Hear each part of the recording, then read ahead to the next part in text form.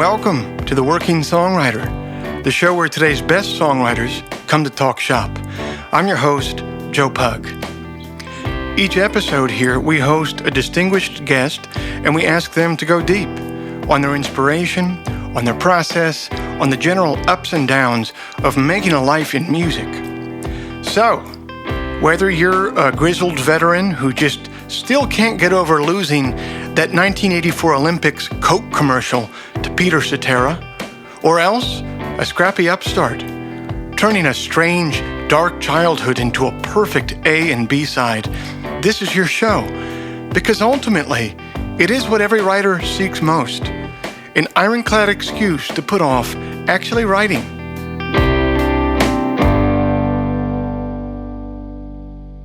Hey everybody, it's the last Friday of June 2017, and I thank you for joining us. I just spent the last month moving my household from Austin, Texas to the Washington, D.C. area. For about 7 years, my wife and I lived in this little house on the east side of Austin. Next time you're in town, actually, when you drive through Austin on I-35 and you pass the Frank Irwin Center, which is the arena where the Longhorns play basketball, if you look on the opposite side of the highway from that arena, you'll see, painted like an Easter egg, purple, yellow, and white, the tiny little house that we spent so many years in. And it was pretty bittersweet to leave the place. It was pretty bittersweet to pack all of our stuff into a U-Haul. Truth be told, we probably wouldn't have needed one of those big box trucks if it wasn't for all my music BS, if it wasn't for all the guitars and pianos and organs and stuff like that. But I packed it up. I drove it up to Texarkana. I took a right through Tennessee, took a brief stop at Kenneth Pattengale's house in Nashville for a couple of stiff drinks and some late night tunes. And then I wound my way up through Virginia and back to the Beltway area. And that's it. Farewell, Austin. I will miss many things. I'm going to miss the tomatillo pork tacos at Chilito. I'm going to miss ice-cold pearl snaps at the Draft House, James McMurtry at the Continental Club, John D. Graham up in the gallery, Joe Ely at the Cactus Cafe. I'm going to miss chicken shit bingo. I'm going to miss brisket and sausage at Ruby's and Jay Mueller's and Hoover's. I'm going to miss Town Lake YMCA and the Lady Bird Lake Trail in Barton Springs.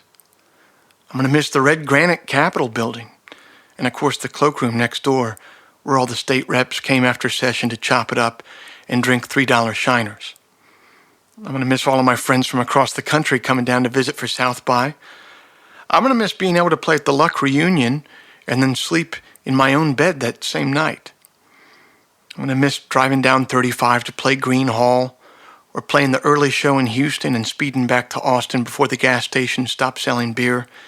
Most of all, I'm going to miss all of the dear friends that we made playing music down there, and all of the friends that we made through the Austin and Pflugerville public schools where my wife worked.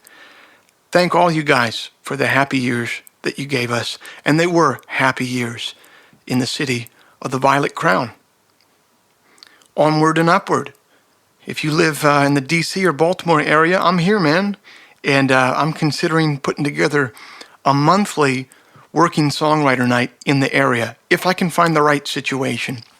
I'd like it to be a night every month where up-and-comers can get some stage time, songwriters from all walks can try out new material. So drop me a line if you live in the area at theworkingsongwriter@gmail.com if you're interested in being a part of that, or if you're a venue owner that would be interested in hosting something like that. I would really love to slam something together in the next calendar year if the right circumstances presented themselves. So we'll see if they do. If you'd like to hear some of my songs live in the coming months, here's where I'll be. In July, I'll be doing a pretty extensive tour of Australia with support from Courtney Marie Andrews. That will be from the 7th of July to the 21st. So just check Google for all those specific dates rather than hear me mangle the pronunciations of the town names here instead. Then Saturday, July 22nd, right when I get back, I'll be supporting Mandolin Orange at the North Carolina Museum of Art in Raleigh. Also, just announced a run of Mountain State headlining shows. Here they are. August 17th at the State Room in Salt Lake City, August 18th in Telluride, August 19th in Crested Butte, Colorado at the Center for the Arts, August 22nd at the Neurolux in Boise, the 23rd at the Top Hat in Missoula, August 24th in Billings, Montana, and the 25th in Bozeman, Montana for Live from the Divide. Finally, before we get started, I want to let you know that if you enjoy this podcast, if you'd like to help it remain a viable endeavor for me, there are, as always, 2 quick, painless, entirely free things that you can do to help out. Both of these things you can do from your smartphone, and both of these things you could finish before the episode itself actually starts here in a moment. First, you can rate the show from within your podcast app. You simply open the podcast app, click the search button, type in the working songwriter, click on the reviews button for the show, and then add one of your own. And the second thing that you can do, also from your phone, is share the episode with like-minded friends who you think might dig it, but who haven't heard it yet. That's just as easy as the rating process is within your podcast app. You just click on the little square icon with the arrow coming out of the top, and that will open up a menu for you to text or email the episode to a friend, or go old school, go analog, and just tell a friend.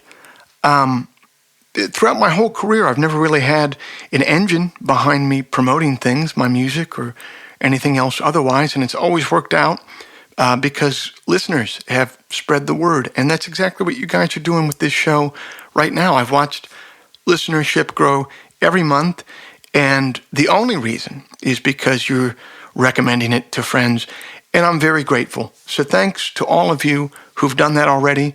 Thanks to those of you who are considering doing that now. It makes all the difference in the world, and it's helping me continue doing this show. Okay, that's it. That's all the harassment and brass tacks that I have for you this month, and I really hope you enjoy our chat.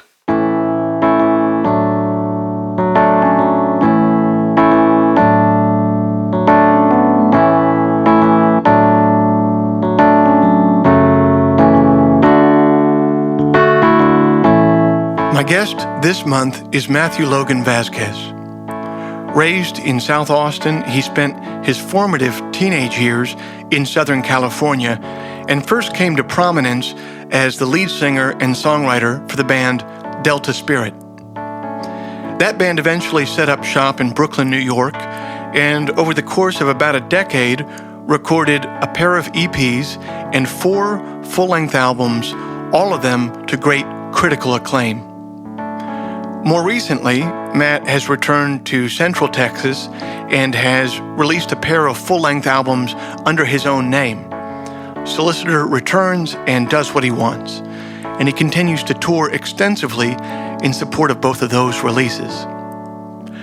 Over the years, he has recorded for Rounder, Dual Tone, Decca, and Dynalone Records. He's appeared on Late Night with Conan O'Brien, Last Call with Carson Daly, The Late Show with David Letterman, and later with Jules Holland.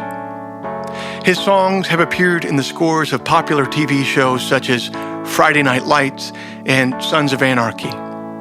He's toured with My Morning Jacket, Dr. Dog, and the Cold War Kids. He's appeared at Coachella, Austin City Limits Festival, Lollapalooza, and Bonnaroo.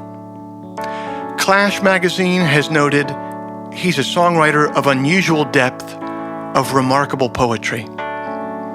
Paste has described his voice as ragged, raw, and resilient. And NPR's World Cafe has called him simply a force of nature. Before I left Austin, I drove deep into the hill country out to Matt's abode.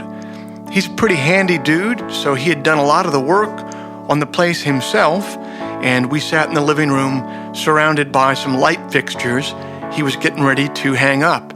It was the perfect spot to talk about his story and to talk about his creative modes of operation. I'm so happy Matt was game to sit down and talk, and as you'll hear, I think we're all the richer for it.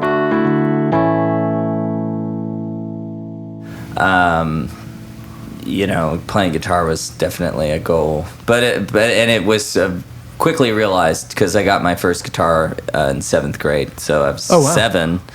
Yeah. And my grandma was one of the first employees of Fender Instruments, Fender guitars, amps. Is that in California? Yeah, in Fullerton. She was a riveter, and then her sister got the job first, and then my grandma Irene got hired, and this was like really early in the company, like 40s or like 1950. So like right after the war. So wait, she was a riveter during the war, and then she took that. So she was like Rosie the Riveter. So Leo hired all these gals that were just like knew how to run an assembly line, and Leo couldn't have kids. Him and his wife couldn't have kids, so Irene and her sister, they became like parents to a lot of the people that worked there. So Irene definitely was. And kind of worked on and off because my grandpa was in the Navy.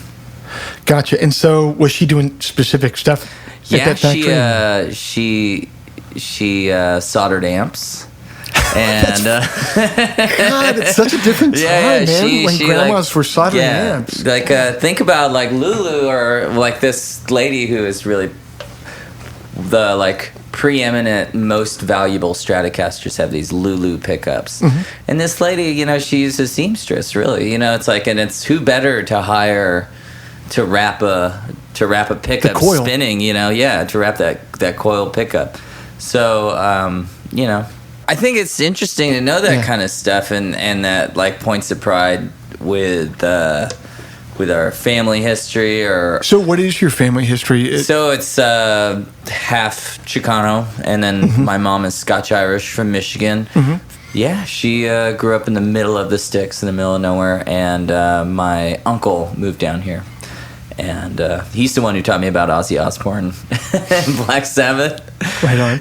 Normally when an uncle tells you, come on in the car, I want to show you something, it's obvious, it's, isn't always the best thing.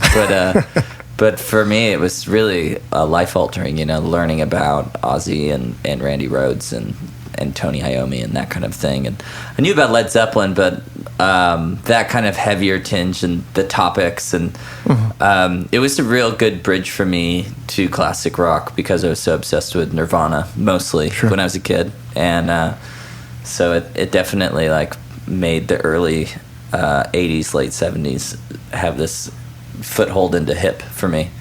Yeah, so you were saying you got your first guitar around 7 years old, and that was a Fender because of your grandma? It was actually a Tokai, like an early Tokai that she got from someone in the company that had kind of a collection of those early guitars, which is what Billy Gibbons and Stevie Ray Vaughan had back in the day as tour guitars, and it's an insane Strat. Do you still have it? It holds up. Oh, yeah, of course it does. Yeah. I actually lost it at the Doug Fir in Portland, Oregon for a year. And I was so mad at the band and myself for leaving it behind. It was like one of those things where it's like you load out as a group and it was like, are we good? We're good. And it got left. But you gotta keep that it's back, and I still haven't refretted the guitar, and I'm not gonna. It just tings out in all the right ways, and I only record with it now. But it just has an incredible feeling to it. And so you get that you're into Nirvana, and you were saying your uncle kind of introduces you to this kind of like late 70s, early 80s metal. So what do you think connected with you? Was it the sound, or was it like the message they were trying to get across? Both. Like I like the devil. Yeah, okay, fair enough. He's a friend. He's a pal of mine, and we when I was young and in my earlier years, I had a lot of. I was exposed super early to drugs with like smoking pot and doing acid at 15, and I started smoking pot at like 13, 14. Yeah. And that's not uncommon for this area, or especially South Austin in the 90s was very much kind of wide open, like the Dazed and Confused that you would imagine that kind of like rock and roll worship and trying to be like your idols, and you don't understand what you're doing yet, really. But it's but the imagination and the innocence of it was really cool. And I had a lot of fun with my friends doing all that stuff, and just eating cereal on Saturday morning and watching Smashing Pumpkins' 1979 music video, just over and over again, because that was like the only thing on. And shock rock, Alice Cooper and Marilyn Manson and Nine Inch Nails and all that stuff was like really impactful on me.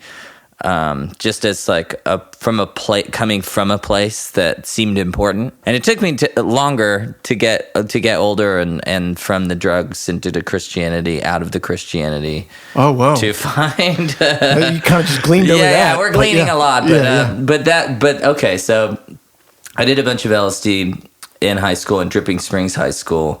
Because we went through a bankruptcy, and there was like a lot of family turmoil around this period in my life. Okay, so your folks went through a bankruptcy? Yeah, my folks went through a bankruptcy and built this dream home in Shady Hollow, and then we moved, which is South Austin, and we moved to my grandparents' house, or my mom, my sister, and I, and then my dad went to California with my brother, and then I kind of got passed back and forth in that situation. How old were you in that? I was 15. Perfect. Yeah.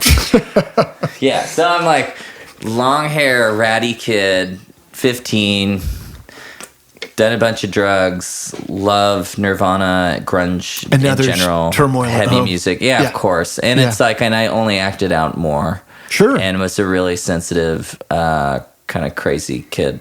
Well, and now it makes a little bit more sense to me why, because I mean, and I think this is a really valid emotion in those people that you've described listening to really tap into that. I mean, there's just some really palpable anger in that music. Yeah. I really resented my dad at the time for being gone and also not being able to kind of manage what was happening and just kind of shutting down.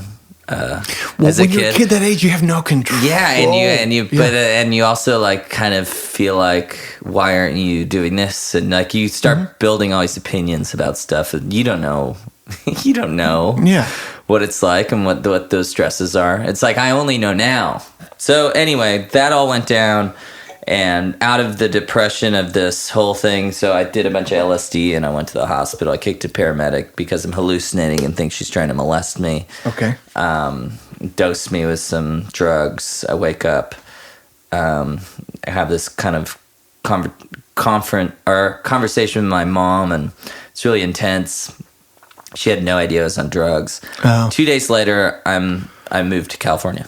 My dad bought a ticket. I moved to California. I'm living with that side of my grandparents. Wow. Irene and Manuel, or Chuck. And they were really great. And they were the perfect people to live with because they had gone through it before with my Uncle Dale, who had struggled with cocaine addiction.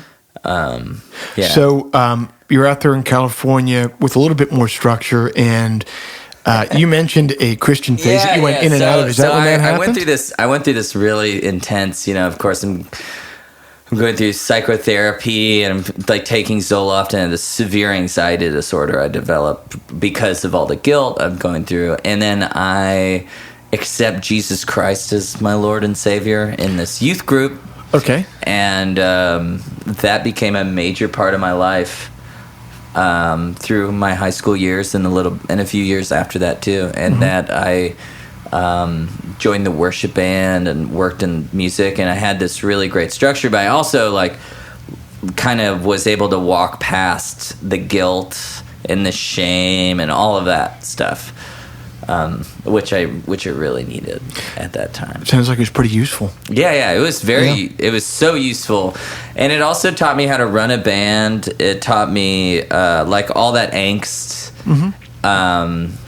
and within the framework of praise and worship music, I was able to kind of like have that same angst, but to reach out to God, to a source that had love, and that I could put it towards that. And it's like those are the kind of things that I used to imagine, like with John Lennon or like with the Beatles, and I would feel that way. And now I have this new source and this new thing. But as I went through that experience, I also, and I got a little bit older, I also went through my church went through this crazy shakeup with Calvary, and my pastor got kicked out from the church government, and I'm making in church politics, and then you learn about church business, and then you start really reading the Bible from an adult standpoint, and you start to, now it took a long time, and I was very angry when I was shown behind that curtain, because it almost ruined, or it did actually ruin the faith that I had then. And at this point, I also had gotten signed to Interscope with a development deal. And so I spent like $90,000 of their money, and it turned to nothing. Was it a development deal for like a worship band type of deal? No. This was a completely secular band that I had started, but I was still walking in it in a way that I was like, oh, I'm a Christian, and this is kind of my viewpoint. But it kind of just went sideways, and I took it as like, oh, God is telling me that I need to like shape up and I should be playing worship music. So I took this time off. I actually went to I was distraught at this point, and I went to like this place called IHOP in Kansas City, Missouri. International House of Prayer. This is a real place. Wow. And the people that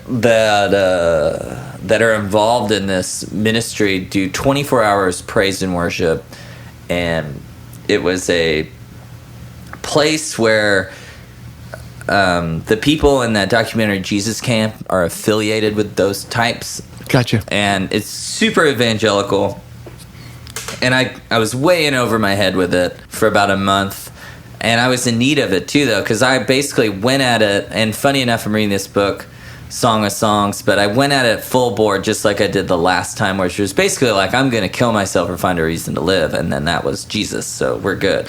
And so the reason that you've been pushed to this IHOP place is because you've been kind of shown behind the curtain with church business and with stuff like that, and you come to a crisis. With the church business and stuff, and then the development deal with Interscope, and just kind of being like, well, I just need to get back with God here. Oh, okay. And so I'm like trying to get back with God, and I find myself in this position where I'm like trying to accept Jesus the same way that I had when I was 15, and I'm also reading this book, for those of you who are familiar with the Bible, this book Song of Songs, which is King Solomon, the wisest man that ever was, writing these love letters to this slave girl he's just in love with, the Shulamite. And the whole moral of the story of that book is you're good. Like, you're fine. You're like, all this Shulamite, this slave girl, is complaining about her skin and how chapped and burned it is from the sun, and how he's in awe. His response is nothing but, I'm in awe of that, and I love you, and there couldn't be another thing that you could do, just as you are. I love that. And it filled me with this kind of like, I was in an environment where I was trying to get lower, and the people around me were trying to help me get lower. And then I was realizing that I was okay. I'm okay. And actually, you know what? This whole God thing, everybody's okay. And this is, and it took me, I was mad for a few years, and that was kind of like led into being in Delta Spirit. But now I've like settled into this really healthy amount of agnosticism and spirituality, and I dance with it because I still pray, and I still, I still think about those thoughts, and I hope there's an afterlife. But I'm also super, super happy with the idea that there isn't a God also.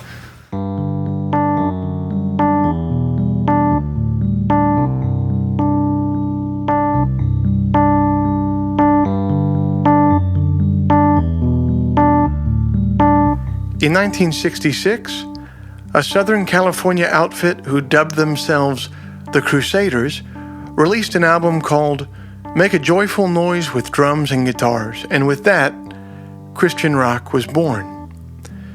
Shortly thereafter, in 1969, Larry Norman, who would come to be known as the father of the genre, released his debut, Upon This Rock.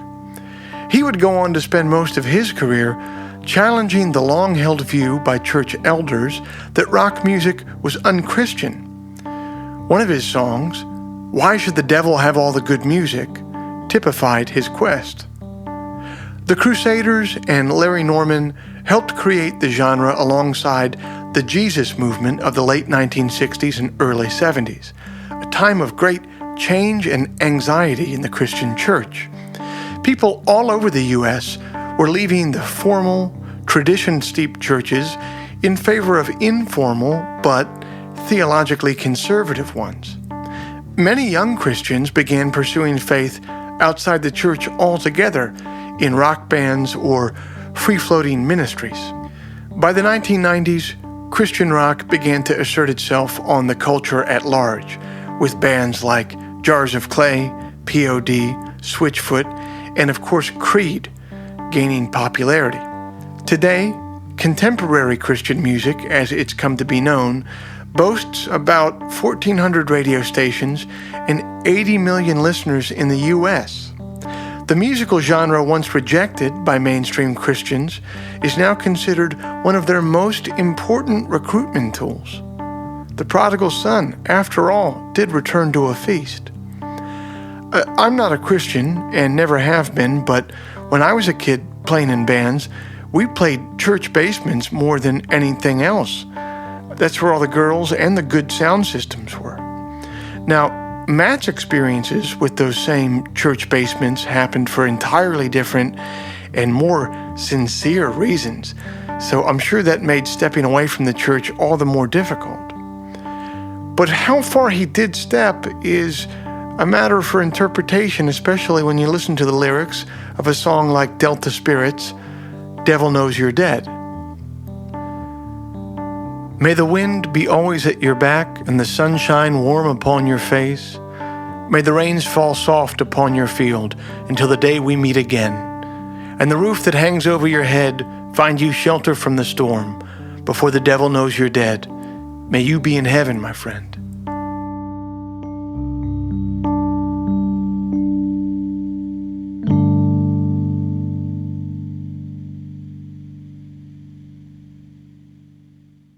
Cool. So is probably around the time that Delta Spirit began? Yeah. So that you're kind of the genesis, to use that word again now, of that band is kind of shrouded in some legend. How did you meet the rest of the guys in that band, and how did that begin? Well, I met Brandon a long time in the midst of this stuff. Busking, and I used to busk all the time.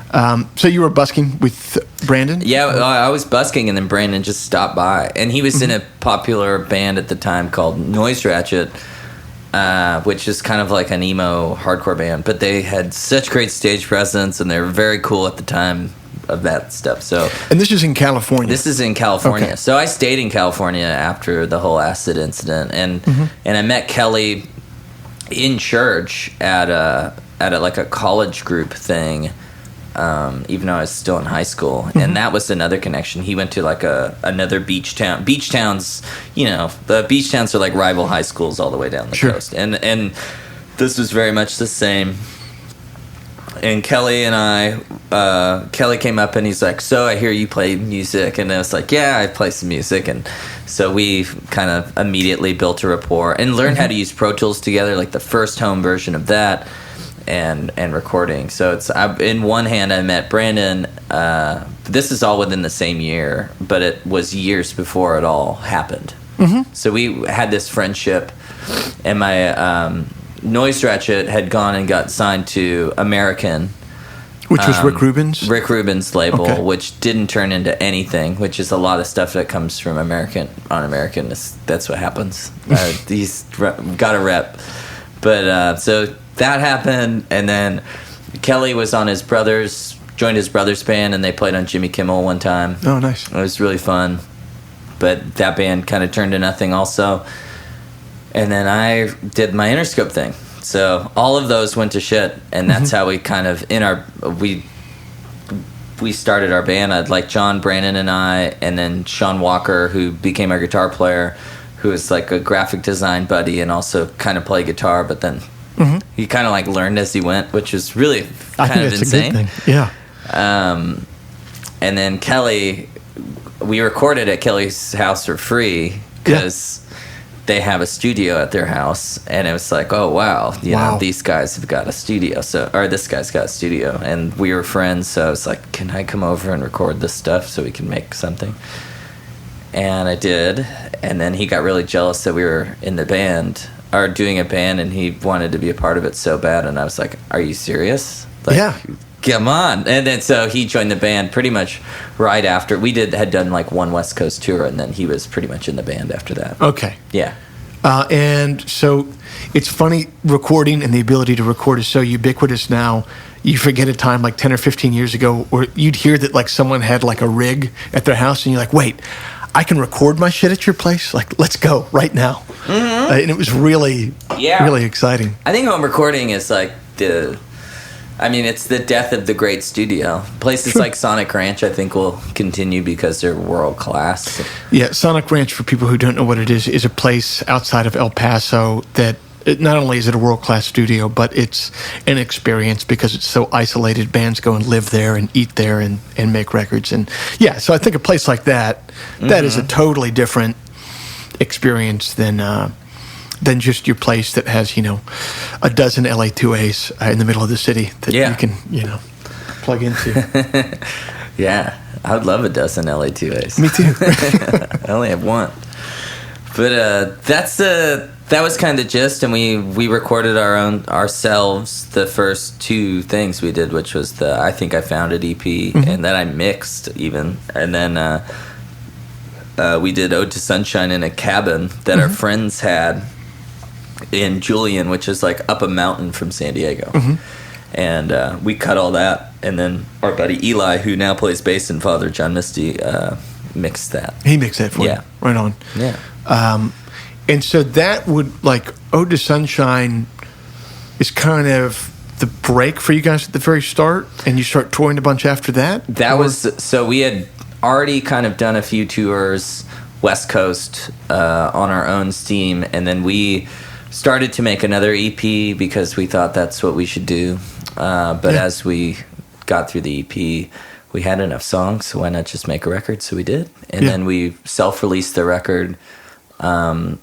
Our friends, the Cold War Kids, took us on tour. Right on. On our first national tour. And by the time we had gotten to San Francisco, Jackie Nalpant, who's still my agent, became our agent. And so we had a booking agent. We had toured, and we sold, without a label, we sold 6,000 CDs. Yeah. When you could still sell CDs. God, I'm old. Yeah. But that was crazy, the amount of money that you could make doing that. Yeah, if you owned it all. If you own it all. Mm-hmm. And then you get a new, we did a deal, and then from there we had already had enough clout just from like, well, we sold this many, so... You have to offer something better than this. Yeah, come on. And, I think we slept on a few things, but we ended up going with Rounder because, the dead artists were the best ones on the label. Mm-hmm. But Jonathan Richmond was on it, and Krause and Plant were on it. At that time, they had just signed that. And so we just decided, well, trying to compete with a bunch of, like, hip people who are all self-aware and annoying instead of... doing that, we just went with the old crowd, and I'm glad we did. We got the most attention from the label, right?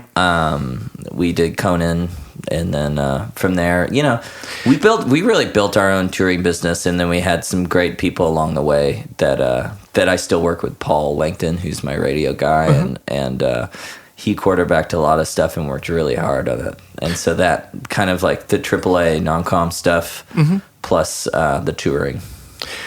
What do you remember most from those early tours, national? 290 shows in 1 year.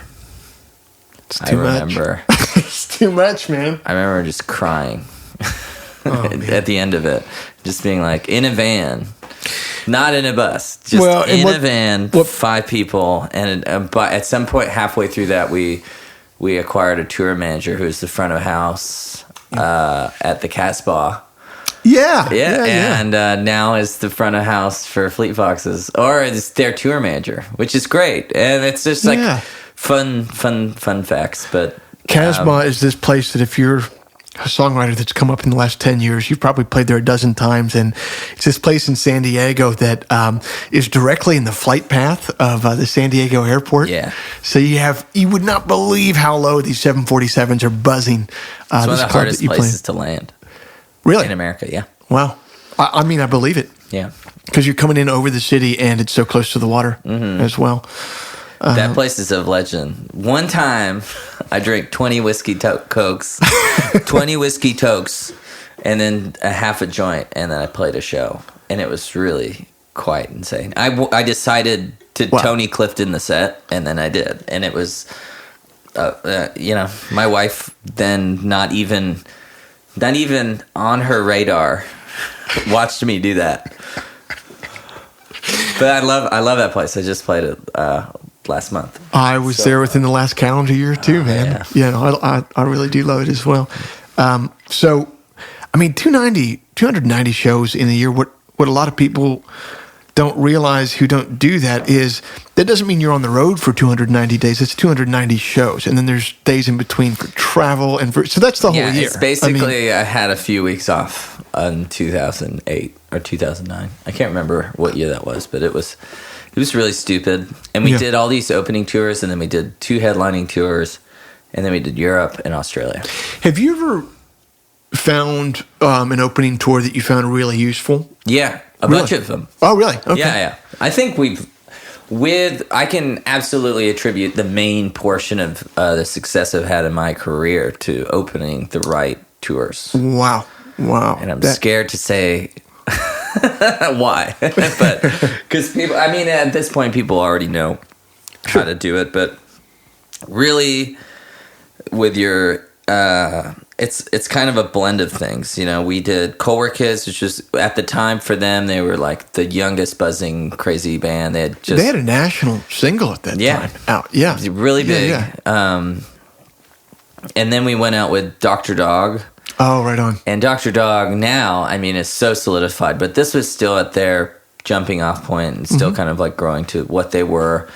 And it was just the most 2 logical bands that were it's a great match. Doing those things, and then we were under those. And then, so that is what I could attribute our major market successes to those 2 bands being able to have people be like, oh, that's hip enough for me to check it out. And then these other things that we did, one of them was Matt Costa, who now I think writes some of the best songs. Like he's just like a great, he's an incredible guitar player. Man, I haven't dropped in on his stuff in a long time. His newer stuff has got like a Donovan tinge and is kind of like reaching there, but he has just great taste in music. And the first night I met him, we wrote a song, and we drank a whole bottle of wine, and we just talked about Alan Lomax until it's just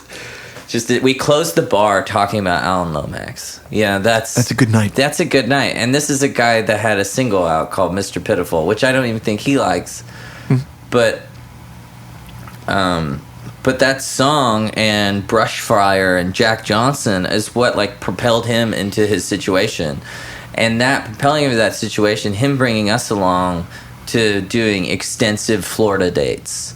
Right. And like having real Southern radio to where it's just like normal people. Because there are normal people on this planet that don't read Pitchfork or give a crap about Rolling Stone or Late Night or any of that. They just want to hear a nice song and be entertained by some music. And they're dying to find it. Yeah, and they're dying. Like everybody wants to hear cool tunes. Everybody in my neighborhood here has no idea who I am, but wants to like listen to some cool stuff. And somehow it's just, it just takes the right festival and the right thing to be like, you know what, that guy's good. Like Hayes Carl, like defies logic on how, I mean, within the culture that we're in. You know what I mean? Like how he's successful because he just writes great songs. And what's crazy about what Hayes does is I've seen him in theater situations with, kind of old geezers coming out to shows. They eat it up. And then I opened for them at this ranch in Colorado where there's all these like real ranch hands, like guys that you would think be listening to like Jason Aldean or something like that. And Hayes has them eating out of the palm of his hand by song 2, singing these songs that are pretty... they're pretty dark. They're pretty weird. And Masculine. So I'd like to study Hayes a lot more to figure out how he does it. But that's like, but someone like that is a really great example of like they just like they shoot that line that gets them to this place where they bring normal humans to shows, and that is like the ultimate goal of being a musician is that you're reaching normal humans, not like uber hip people that are at shows no matter what every night, right? Because that audience is like amazing and they'll be there for you, but there's also this whole other like fickle crowd, but the best, most loyal fan is just your regular everyday Joe that hires a babysitter and goes sees you play, especially, or at least at this point in my career, that I want that. I would rather have that than and Delta Spirit definitely has had that, and I have that in a lot of ways, but that's what I covet now. That's what Matt Costa gave Delta Spirit. That's you know really what I mean? Mm-hmm. And it's like we couldn't have toured and played Madison just off of Cold War Kids and Dr. Dog, even though those two bands are really cool. Mm-hmm. Having Costa's help there and having Costa's help in Florida, like we did the Dr. Dog and Cold War Kids tours, but like we toured and played like, we did Tampa and Pensacola and Gainesville and Orlando or Fort Lauderdale. And you go hit those markets, and then when Delta Spirit came back in Orlando, I don't remember if I said that, but like you come back and we did the social, and it's like these regular people who work for a living, like coming to see the shows. It's like I can't tell you how many times like I still see people there go like, I went to the Matt Costa show, and I was like, I had no idea. That's also like those shows, those kind of tours where it's like people come up and they're like, this is my favorite thing to hear. And some people hate it, but I love it. When somebody's like, man, I don't like good music, but I like your music. You're like, yes, thank you. That's it. Because you got to convert people. Because you know what? Jimmy Iovine isn't converting anybody to anything cool anymore. Like the major, like Clear Channel and all this stuff, they're just pumping the same stuff that they know is going to work. And that's where we're at culturally.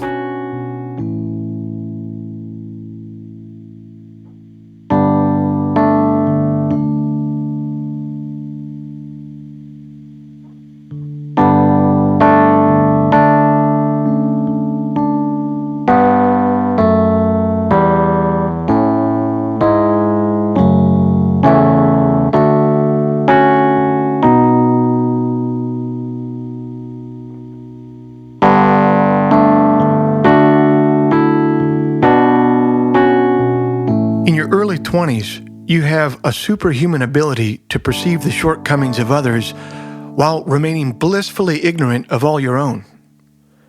And that's a real asset to a writer, the ability to see hypocrisy and vanity and delusion without having to identify with them in the least. It can lead a writer to some razor-sharp critiques because they don't perceive themselves to be in the path of the blade. I'm thinking of songs like Dylan's It's All Over Now, Baby Blue, or Kurt Cobain's Been a Son, that just eviscerate their subjects. More often than not, though, you'll notice those critiques grow blunted as a writer gets older. In their objects of scorn, they've begun to recognize too much of themselves. They see the path of the blade headed back towards them, so they pull back. It's too painful to identify with those shortcomings and outright failures. I love it, though, when writers continue to dance with that fury and darkness later into life, clear-eyed and mature. Writers who can put a name to failure, even if that name is sometimes their own. Matt's latest album accomplishes that, particularly with a song called Tall Man. But some of my favorite examples of it don't come from songs at all, but from black comedy. George Carlin wrote a piece several years before he died entitled The Secret News, in which he spared himself no distance from the razor's edge. Here is the secret news. All people are afraid. No one knows what they're doing. Everything is getting worse. Some people deserve to die. Your money is worthless. No one is properly dressed. At least one of your children will disappoint you. The system is rigged. Your house will never be completely clean. All teachers are incompetent. There are people who really dislike you. Nothing is as good as it seems. Things don't last. No one is paying attention. The country is dying. God doesn't care. Shh.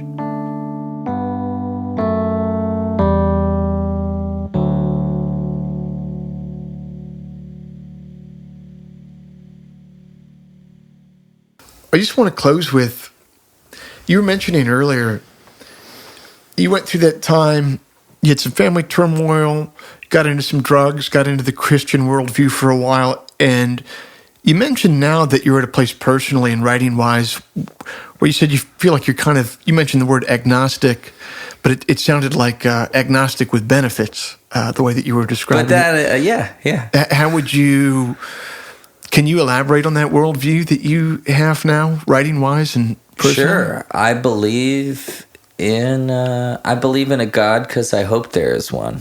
Sure. And I have a relationship with that God in a way that I think he's there, so I pray to him or her, and I glean the hope. I still have hope in that, but over than any of that if God doesn't exist or whatever, but I believe in music, and I believe in love, and that us as a human race have connect on that, and that what I do with music and is a joy to get to have some connection with someone's inner monologue.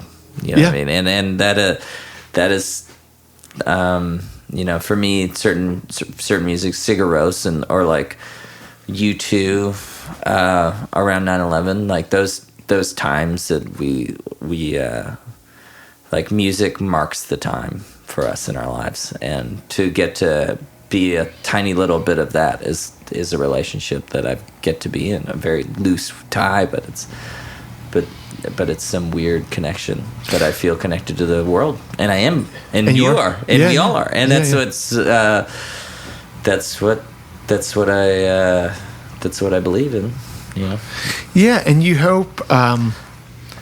You were mentioning U2 around 9/11 and what a moment that was, and I think we all kind of hope as writers and creators that, well, I'm going to keep on sharpening my saw over here, and if for a moment that zeitgeist or that eye passes over me for a moment, I'll be ready. I'll be ready to speak to people in a way that they need to be spoken to, or listen to people in a way that they need to be listened to. Absolutely, and I think it happens more than, or I know that it happens more than people tell you. That sure. Hey, this song was in this part, and when you do get to hear those stories from people, it's that means as much. I can think of a bunch of A.A. Bondi moments or Walkman songs when I'm sitting in an airplane, and that line, "You shine like the steel on my knife," and I miss you, there's no one else, and just the way Ham delivers that line, and thinking about Martha. And just wanting to be home. Just wanting to be home. That song is forever going to be that. Yeah. I used to have those moments a lot more with other people's music when I was younger. I think that's the way it goes. But the last one that I really had like that was the first time that I heard "Song for Zula," and it comes to the end, and it's that phosphorescent song, and the last line is, "And I could kill you with my bare hands if I was free." Yeah. And it hadn't been since I was 21 years old that it was like a gut punch of a lyric. I didn't know what it meant. Still don't know what it means. It's about a gorilla. Is it really? Yeah. Oh, It's man. about the Central. I think it's Central Park gorilla. Yeah. So literally, like the yeah, he could. Well, yeah, he could, but I think he's talking about something else. He is. But, It's yeah. It's metaphor. I think so.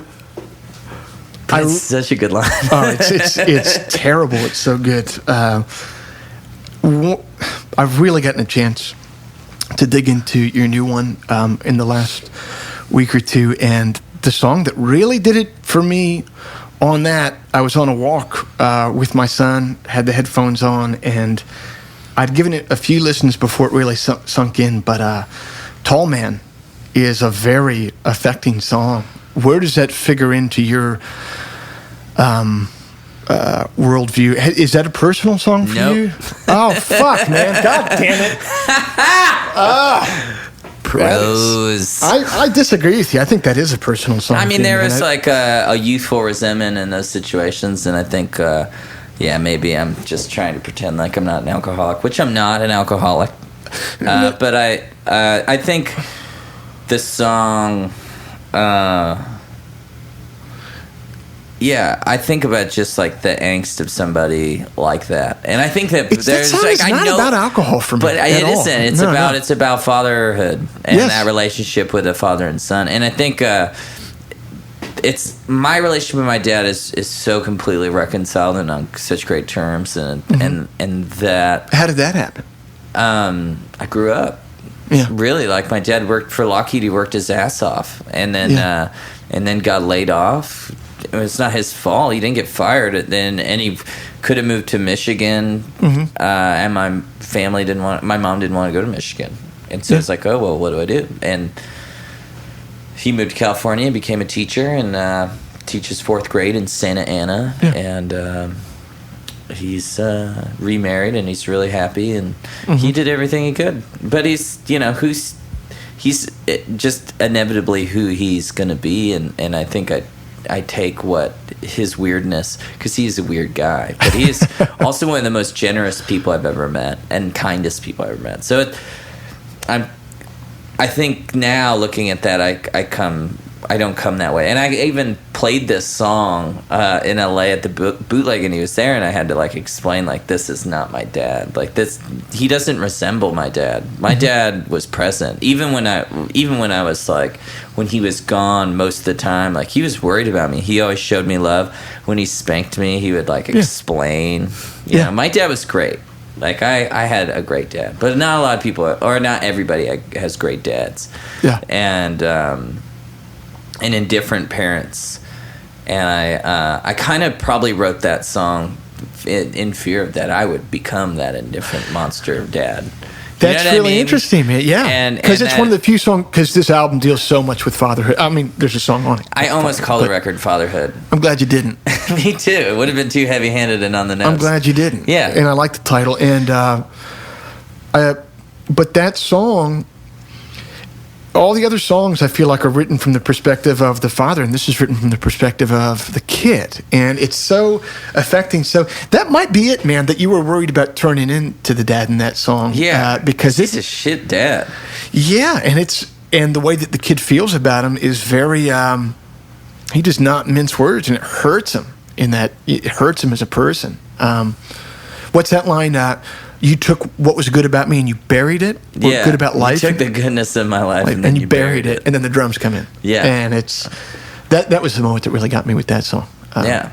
And that's... I mean, I took one trick off of Blaze Foley and then I added... I heard a little Blaze in there. The last two, three chords are like a Blaze Foley turnaround thing. Yeah, a little bit of... And then Coldplay is when the drums kick in as the scientist. I didn't hear that. I was like, oh. Yeah. And so I kind of mixed those two things together, and then which like kind of takes the magic away of me even saying that, but they're very different songs than Clay Pigeons and the Scientist. Like this song, obviously topically, is that what you're saying? Yeah. I think I use that example change a lot, or I've used that word a lot, and I think I used it in this way, or I use that tool in a way as like I know I can change but I feel pessimistic about this character's changing. That I embedded. It's just like, because it's that person that you meet that, or from this son's perspective, I just see. It's also the dad is shit in the song. He is a terrible dad, and it's what he's doing to this person, or the way that they talk and sing to that person's song is. It's like this dad throwing off responsibility, but also the son in the story is also throwing off responsibility. Yeah, and that's it. And it's like it's this perpetual thing. It's all just rolling down a hill. It's just the saddest thing I could write. It's pretty sad. That's why I love it. When my wife was pregnant last year, I kept on having this reoccurring dream where I'm standing in like this muddy river with a baby, and I drop the baby and it falls under the water and I can't see anything, and then I go down and I swim and I can't find it, and I think that it's horrible, and that was a dream of mine. I think about just the utter fear of this responsibility, and I think that's what I connected with on that song of yours, because I feel that fear of doing what the father in that song did to his kid. And that song is such a palpable realization of how that made the kid feel. Yeah. And what it did to him. That's my nightmare. Yeah, me too. Well, on that note,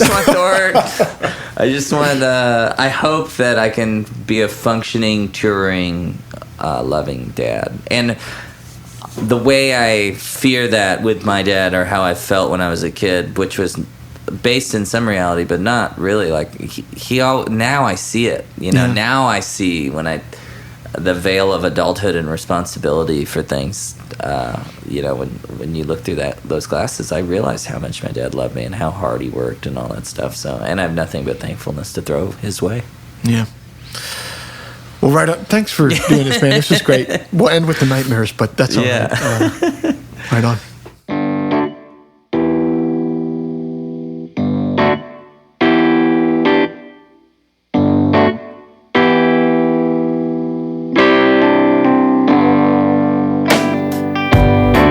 That's our show for this month. Thank you for being here.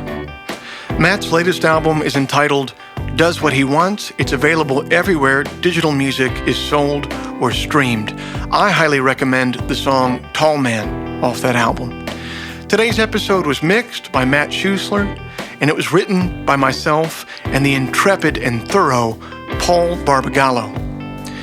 If before we meet again you sit down to write, please remember, an expensive drug habit is not a song, a compelling Instagram account is not a song, and most importantly, reverb is not a song.